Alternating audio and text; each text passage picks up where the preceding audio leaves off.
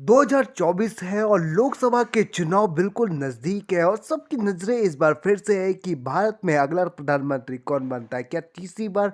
भारत के प्रधानमंत्री श्री नरेंद्र मोदी ही बनेंगे और क्या ये तीसरी बार लगातार हैट्रिक होगी।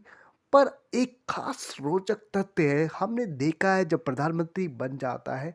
तो उसको ये शपथ दिलाता कौन है, और जो संविधान की शपथ है जो प्रधानमंत्री बनने के बाद से वो लेता है कि वो अगले 5 साल तक संविधान के साथ कर्तव्य निष्ठा के साथ अपने कार्य को करेगा और बिना हिचकिचाहट के वो जितने भी फैसले हैं वो देश हित में लेगा। तो अगर हम बात करें तो भारत का प्रधानमंत्री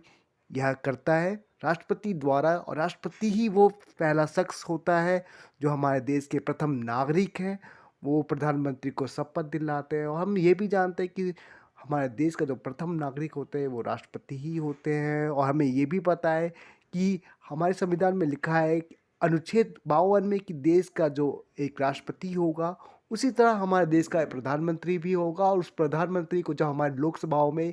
कोई भी जो हमारे दल हैं जो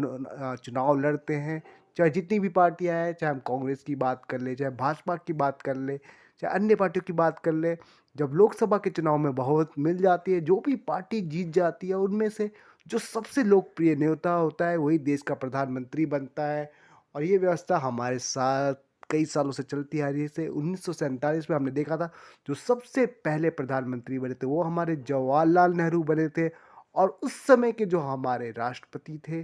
वो उन्होंने उस समय उनको दिखलाई थी। और देखा जाए 2014 में, तो 2014 में भी हमारे जब श्री नरेंद्र मोदी जब प्रधानमंत्री बने थे तो उनको भी शपथ दिलाई थी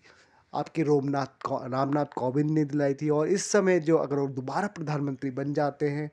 तो द्रौपदी मुर्मू जो इस समय की तत्कालीन राष्ट्रपति है, अगर वो बन जाते हैं तो उनके द्वारा ही शपथ दिलाई जाएगी।